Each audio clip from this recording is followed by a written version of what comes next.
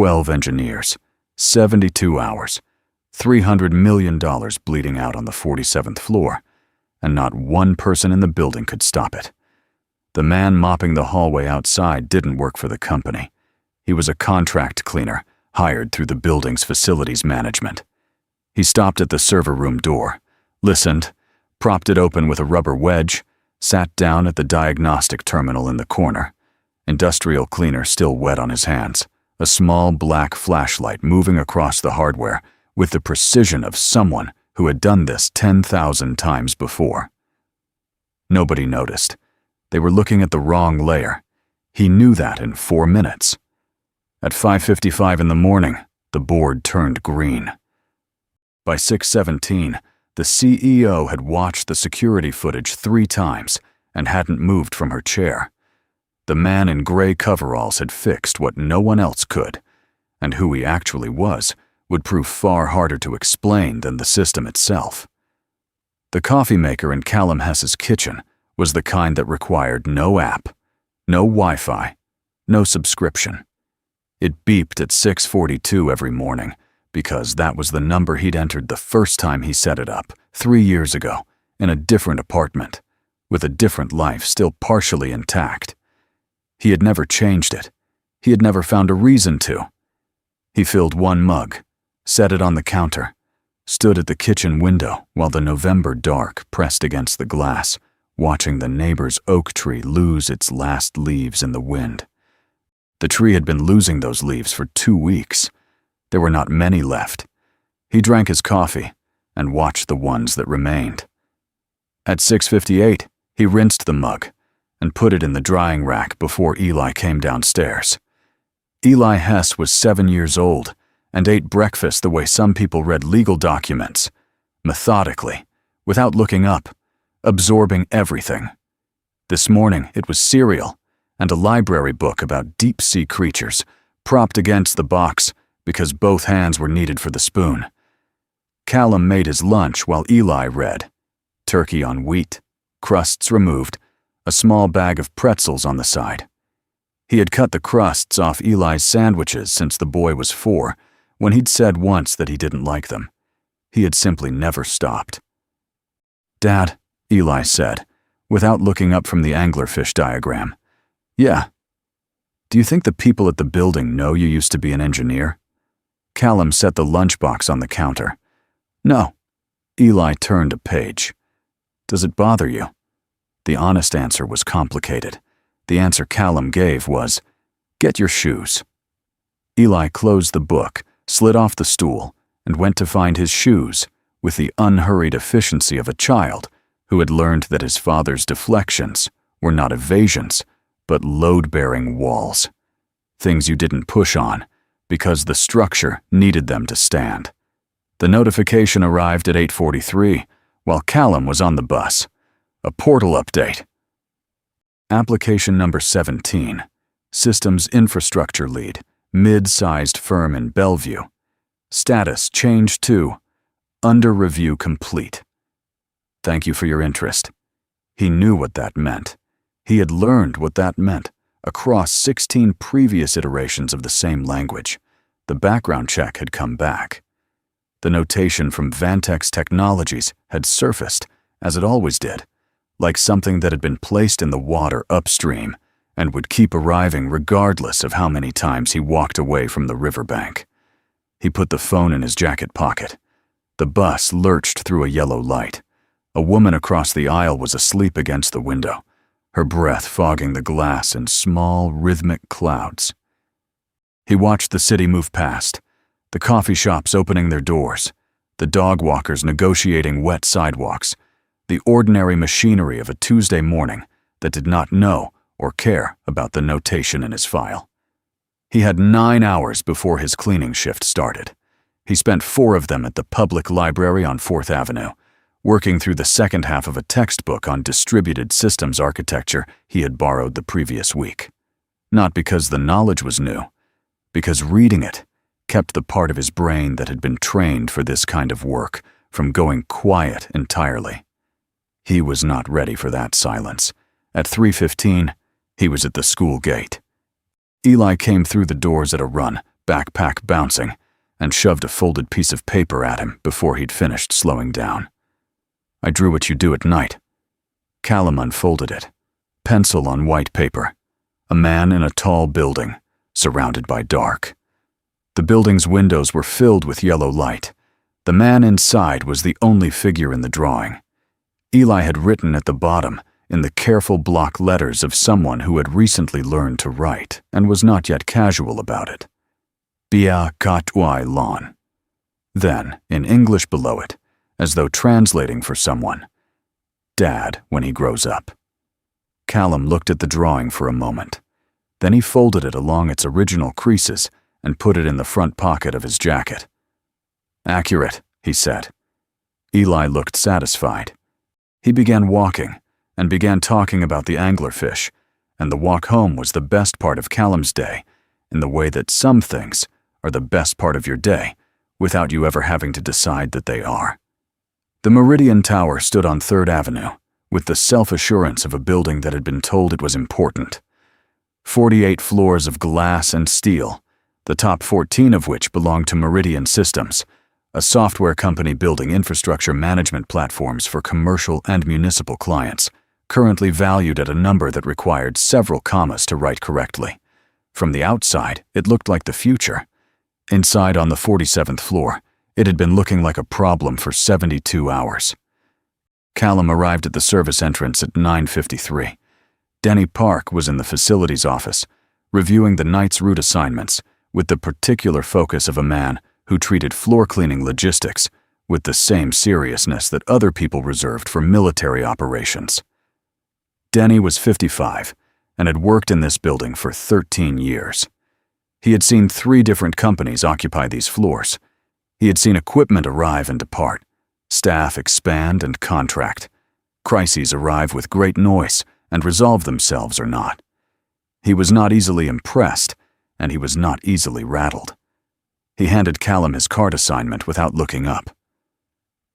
47's off your route tonight. Engineering has the floor. What's on 47? Denny looked up then. He had a way of looking at people that contained more information than most people's full sentences. Something with their system. Been going on since Sunday. Callum nodded. He took his cart and started his route. The night had a particular rhythm on the upper floors of an office building after hours. The ventilation cycling on and off. The distant sound of the elevator arriving and departing. The specific quality of quiet that accumulates in spaces built for large numbers of people, and currently holding almost none. Callum moved through it without fighting it. He had learned the rhythm over 4 months. He knew which lights stayed on through the night, and which ones he'd have to trigger with motion, knew which conference rooms were left unlocked, and which required his access badge, knew that the small kitchen on the 45th floor had a refrigerator that made a grinding sound every 17 minutes that was not a malfunction, just age. He did not sit down. He had not sat down during a shift since his first week, when he'd made the mistake of taking a break in one of the ergonomic chairs someone had left in the hallway outside a conference room and had woken up 20 minutes later with a crick in his neck and 12 minutes of route behind schedule. After that, he'd stood or walked for the full 8 hours, every night, without exception. His feet had opinions about this arrangement that he did not consult. At 11:41, he was finishing the hallway outside the server room on the 47th floor. He had not been assigned to this floor, but the elevator had stopped here when someone else exited, and he had seen the light under the server room door. Not the steady fluorescent of a room running normally, but the irregular flicker of status indicators cycling through states they were not meant to cycle through. He could hear it too. The cooling fans were running at inconsistent intervals, a mechanical hesitation in the sound pattern, the audible signature of a system working too hard in the wrong direction. He stood in the hallway with his mop and listened.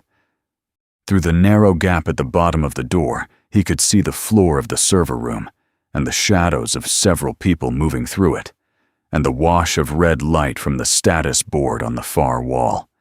He could hear voices, Not the voices of people having a productive technical discussion, but the lower, more compressed voices of people who had been having the same discussion for a long time without arriving anywhere new. He knew that sound, too. He put the mop back in the cart, took his access badge from the lanyard around his neck and pressed it against the reader. The magnetic latch released. He propped the door open with the rubber wedge he kept clipped to the cart for cleaning access and walked in. There were 11 people in the room. Ray Sloan, the CTO, stood in the center with his phone in his hand, and the expression of a man who was calculating exactly how much time he had before he would have to make a call he did not want to make. Around him, engineers occupied workstations and leaned over printed log outputs and argued in the shorthand of people who had been arguing the same points long enough to abbreviate them. The status board on the far wall showed a grid of indicators, most of them red, with a persistent cluster in the lower left quadrant that had not changed in hours. A young engineer named Mira was the first to notice Callum. She looked at the gray coveralls, then at the cart visible through the open door, then back at Callum. She didn't say anything immediately. Ray noticed a moment later. "This floor is restricted access. My badge opens the server room." Callum was already looking at the status board. "For cleaning. The terminal isn't available for cleaning staff. I'm not here for the terminal yet." He moved toward the secondary workstation in the corner, the diagnostics monitor, not the development environment. "Who's been running the log analysis?" The room went quiet in the way rooms go quiet when something unexpected has entered them and nobody has yet decided how to respond to it. Ray stepped forward. "I need you to leave this area." Denny Park appeared in the doorway.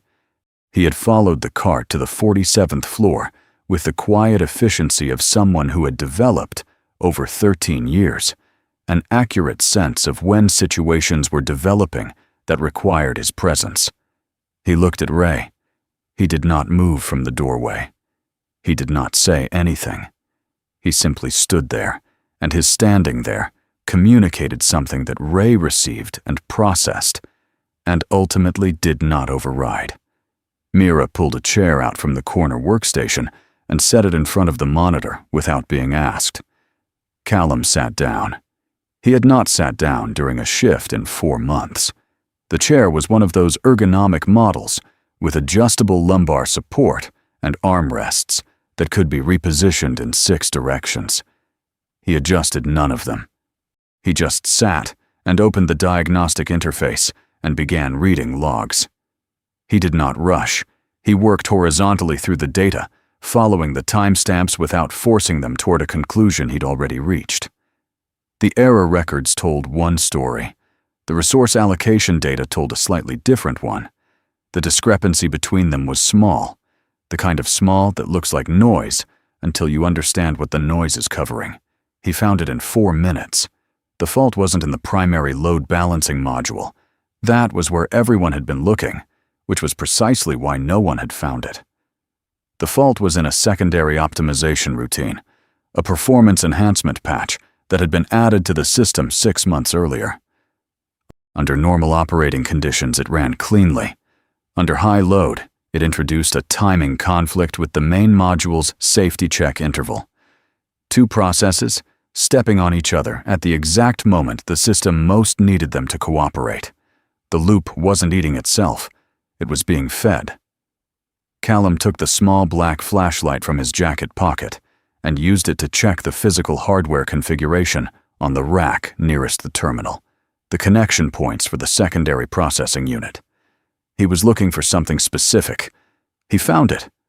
A firmware version mismatch between 2 components that had been installed at different times, which meant the timing conflict wasn't just a software problem.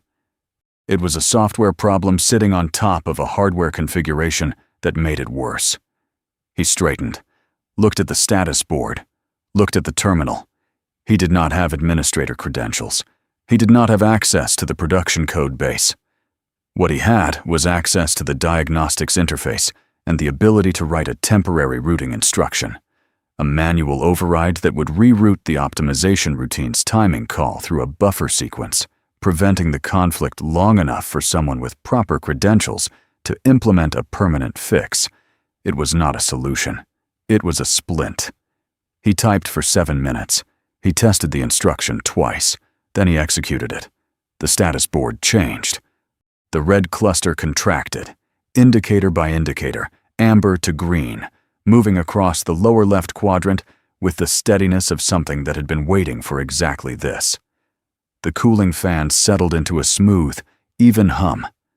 The recursive loop stopped. The room was very quiet. Callum stood, pushed the chair back to its original position, walked to the door, removed the rubber wedge from the frame, and let the latch close behind him. He retrieved his cart from the hallway and continued to the 46th floor. The security camera mounted above the server room door had recorded all of it. Iris Vane arrived at the office at 6:15 on Wednesday morning, as she arrived every morning, before the elevators were busy, before the coffee stations were crowded, before the building became the version of itself that other people inhabited. She had founded Meridian Systems 11 years ago with $22,000 and a business plan she had revised 47 times. She was 41 now, and the stillness she carried in high-pressure situations was not a performance. It was the result of having processed enough crises to understand that the first emotion you feel in a crisis is almost never the useful one. Ray Sloan was waiting outside her office with an expression she had learned to read as, "Something happened that I do not have an adequate explanation for." The overnight monitoring report showed that the Atlas platform's recursive loop had resolved at 11:51 the previous night. No engineering team member had been in the building after 11. No remote access had been logged against the development environment. "The system is stable," Ray said, "more stable than it's been in 72 hours. Who fixed it? We don't know yet." Iris looked at him for a moment. "Get me the camera footage." She watched it alone in her office, with the door closed. She watched the man in the gray coveralls enter the server room. She watched him sit at the diagnostic terminal. She watched his hands, unhurried, deliberate, with the specific economy of motion that belongs to someone who knows exactly what they are doing and has no need to perform the knowing. She watched the status board change. She watched him stand, return the chair, remove the wedge, and leave. She rewound the footage, watched it again. Then a third time. She pressed her intercom. "Find the person in this footage, this morning." The facilities manager had a name in 40 minutes. Callum Hess, contract cleaning staff, placed through an external agency. 4 months at the building. No complaints, no incidents. One commendation from Denny Park for identifying an electrical fault on the 45th floor that wasn't in his job description to notice.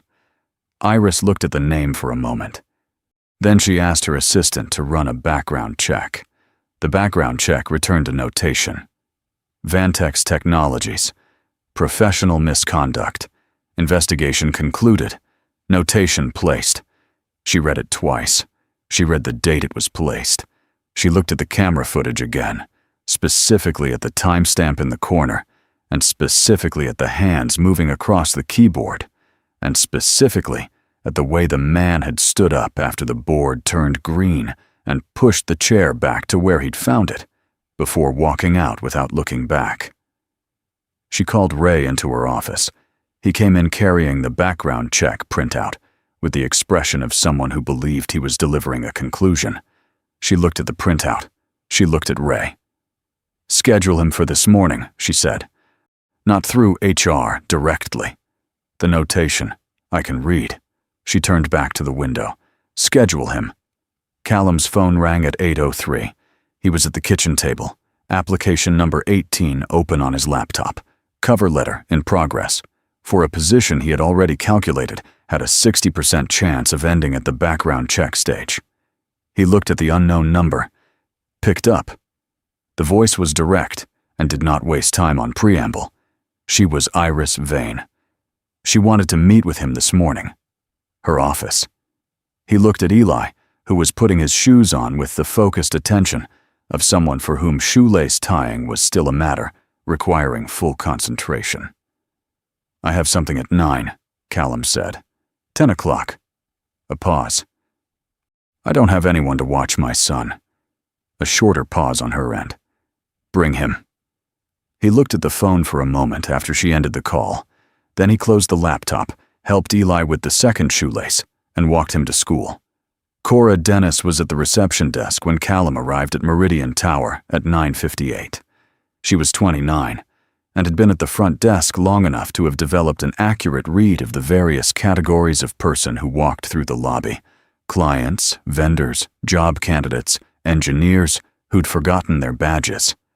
Callum fit none of these categories in a way she could immediately classify. He was wearing a clean flannel shirt and dark jeans, carrying a small backpack, and had with him a 7-year-old who was looking around the lobby with the calm, comprehensive attention of someone conducting a survey. "Callum Hess," he said. "I have a 10 o'clock with Ms. Vane."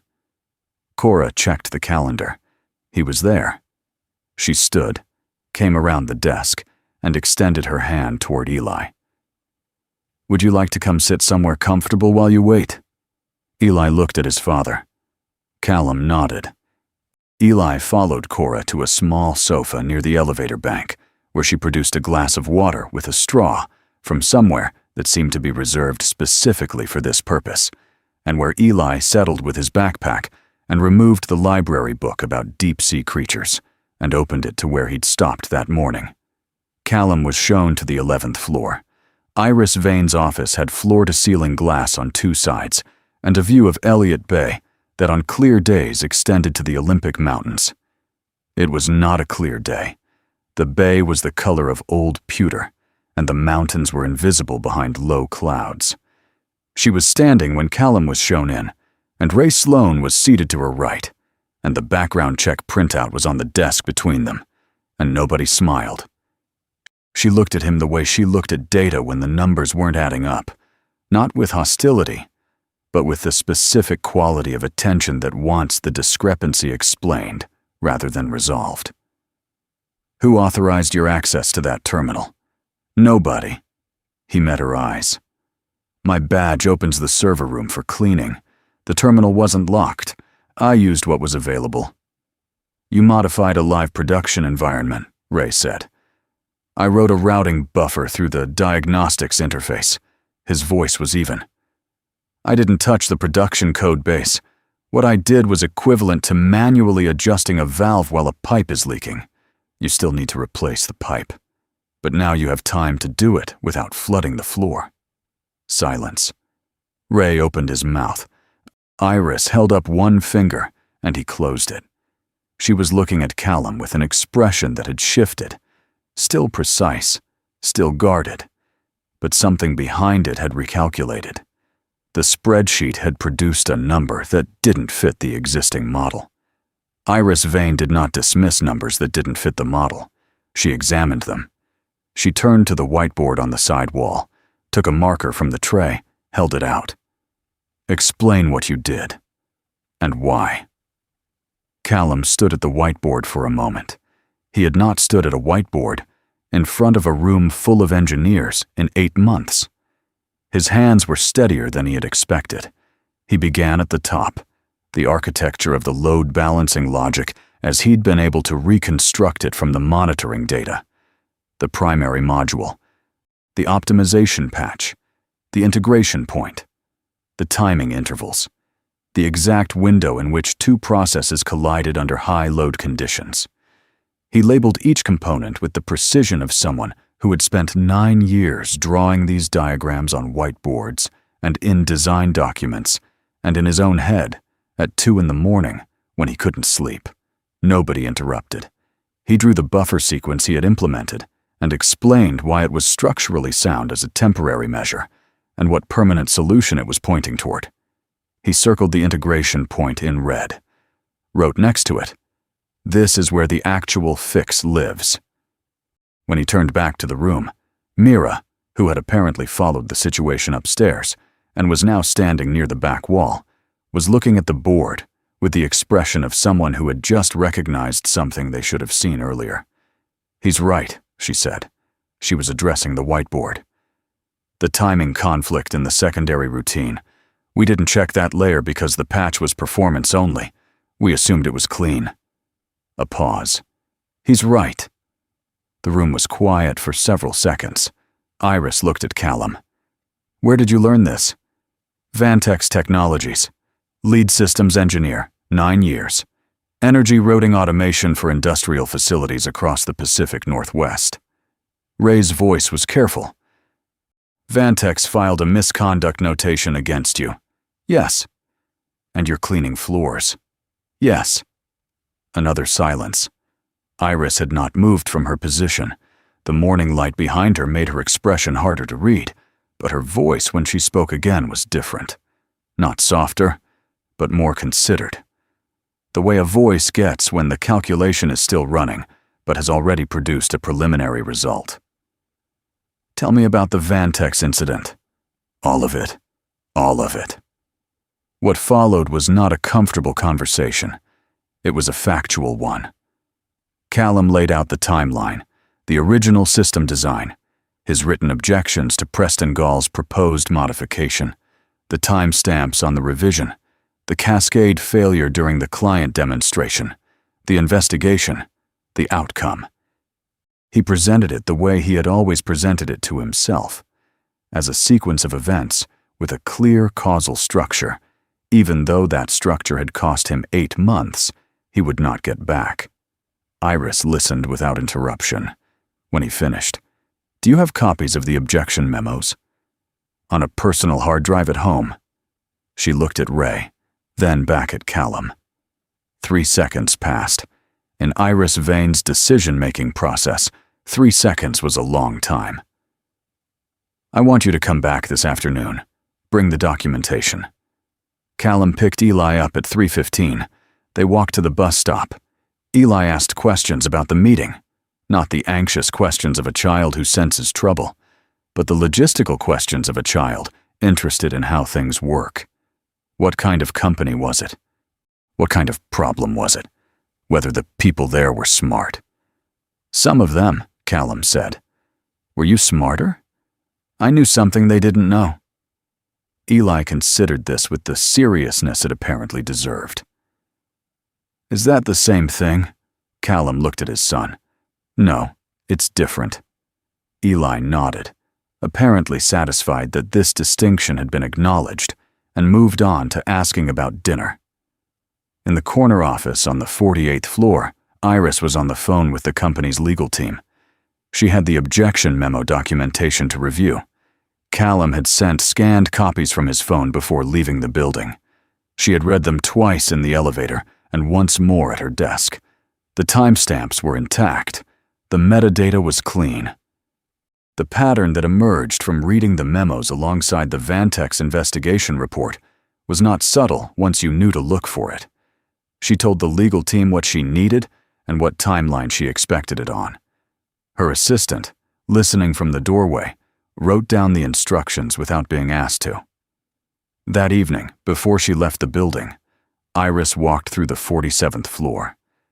The engineering team was implementing the permanent fix, the actual surgery, now that the splint had held long enough to make it possible.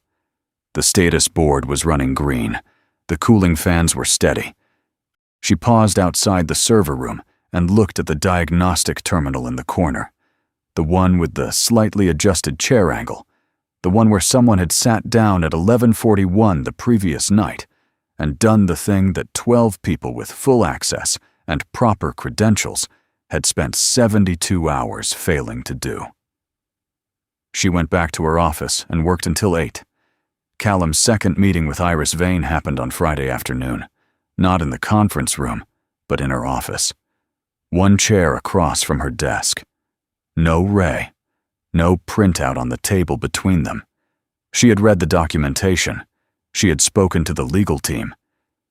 She had, apparently, also spoken to someone at Vantex who had known Callum before the incident, and whose account of the timeline aligned exactly with Callum's own.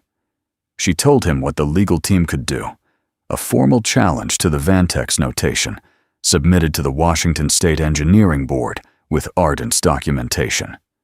It would take months. It would not be clean. She did not promise a specific outcome. "Why would you do that?" Callum asked. She looked at him steadily. "Because the board turned green at 5:55 in the morning, and because I watched that footage 3 times. What did you see?" The question sat in the room for a moment. "Someone who knows what they're doing," she said, "and doesn't need anyone to confirm it." She slid a document across the desk. A job description. Senior Systems Architect, Atlas Division. A salary figure that bore no resemblance to his current cleaning wage. Full benefits. Direct reporting line to her office. He read it twice, set it on the desk. "I need to talk to my son." She nodded. He stood, put on his jacket. His hand went to the front pocket, an automatic movement, the kind the body makes without consulting the mind, and touched the folded drawing there. He did not take it out. He just stood for a moment with his hand over it, then let his arm drop. "I'll have an answer by Monday," he said. That night, after Eli was asleep, Callum sat at the kitchen table in the quiet that a house makes when a child is asleep in it. A particular kind of quiet, different from the quiet of an empty house, denser and warmer and more specific. He had held himself together through Rachel's diagnosis. He had held himself together through the treatment and the fear and the hope and the second round of fear and the end of hope. He had held himself together through the months after, when Eli was 4 and needed a functioning parent more than he needed anything else in the world. And Callum had provided that because there was no alternative and because Eli deserved it. He had held himself together through the Vantex incident and the notation and the 16 rejection letters and the application he'd been writing when Iris Vane called. He sat at the kitchen table. He reached into his jacket pocket and took out the folded drawing. He opened it, the first time he had opened it since Eli put it in his hand. The pencil man in the yellow-lit building. The dark outside. The careful block letters at the bottom. Dad when he grows up. He looked at it for a long time. He did not fold it back up. He set it on the table. He reached into his jacket pocket again and found the small black flashlight. Set it next to the drawing. 2 objects on a kitchen table. He sat with them. After a while, he turned off the kitchen light and went to check on Eli. The boy was asleep on his side, one arm hanging off the bed, the deep-sea creature book on the floor where it had apparently fallen. Callum picked up the book, set it on the bedside table, stood in the doorway for a moment. It was 10:14. He did not have a cleaning shift tonight. He did not have anywhere to be until morning. He stood there a while longer. Then he went to bed. On Monday, he called Iris at 9:03. "Yes," he said. She said she'd have the paperwork ready Tuesday morning. He said that worked. She said the legal team would need the original documents, not just the scans. He said he'd bring them. That was the whole call. Tuesday, 8:02 in the morning. Callum Hess walked into the Meridian Tower through the main entrance. Not the service entrance, not the side door that the cleaning staff used. The main entrance, with its high ceilings, and its marble floors, and its reception desk, where Cora Dennis was already at her station. She looked up. A beat. "Good morning," she said. "Good morning," he signed in. Took the elevator to the 47th floor. The doors opened onto the corridor, the same corridor he had mopped 4 nights a week for 4 months, which looked entirely different when you were walking through it in a different direction. He knew where the mop closet was. He knew which light on the 45th floor made a grinding sound every 17 minutes. He knew the particular rhythm of the ventilation system at 2 in the morning and the quality of quiet that accumulated in these hallways when the rest of the building was dark. He walked past all of it and went to his desk. On Friday afternoon, Eli came to the building for the first time. He arrived at 4:20 with his backpack and the deep-sea book and the serious expression he wore in places he hadn't been before. And Cora brought him up to the 47th floor, where Callum was finishing a review session with 2 junior engineers. Eli sat in the chair beside the desk and ate a granola bar from his backpack and watched the engineers the way he watched things when he was building a model of them in his mind. The engineers left. Callum was reviewing a document. Eli looked around the floor, the workstations, the status board on the server room wall visible through the window, the long hallway running the length of the building. "Is this where you fixed the thing?" Eli asked. "Down the hall." Eli looked down the hall. "Can I see?" They walked to the server room. Callum pressed his badge to the reader, the same badge, the same reader, and the door opened. The status board was solid green. The cooling fans ran at a smooth, even frequency. Eli stood in the doorway and looked at the board, at the terminal in the corner, at the rack of servers, with their small indicator lights blinking in steady patterns. "It looks fixed," Eli said. "It is. How do you know it stays fixed?" "You check it." Callum looked at the board. "That's most of the job. Making sure the thing you fixed stays fixed." Eli considered this with his usual seriousness. Then he walked to the chair in front of the diagnostic terminal, the same chair, and pulled it out and sat down in it. He looked at the screen. The screen displayed a monitoring dashboard, all green, all stable. He put both hands flat on the desk in front of him, the way he had seen his father sit at the kitchen table. Callum watched him. "Dad," Eli said, without looking up from the screen. "Yeah, you look different here." Callum looked at his son, 7 years old, sitting in the chair where everything had changed, hands flat on the desk, looking at a green board with the calm of someone filing a report. "Different how?" Eli looked up at him. "Like you fit." Callum did not answer. He did not have a word for what he felt in that moment that would have been accurate, and he had long ago stopped reaching for inaccurate ones.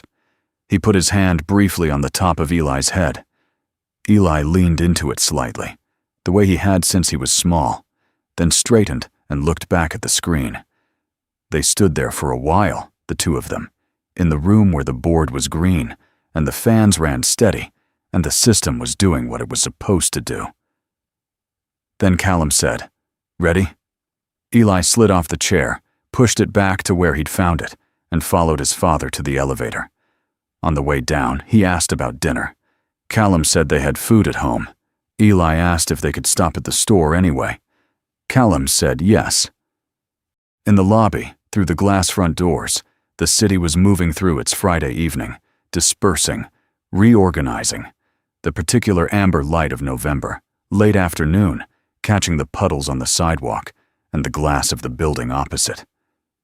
Callum held the door for Eli. They walked out into it. The drawing was still on the kitchen table at home. He had not moved it. He had not folded it back up. He was not yet sure what to do with it. He had more time to figure that out now.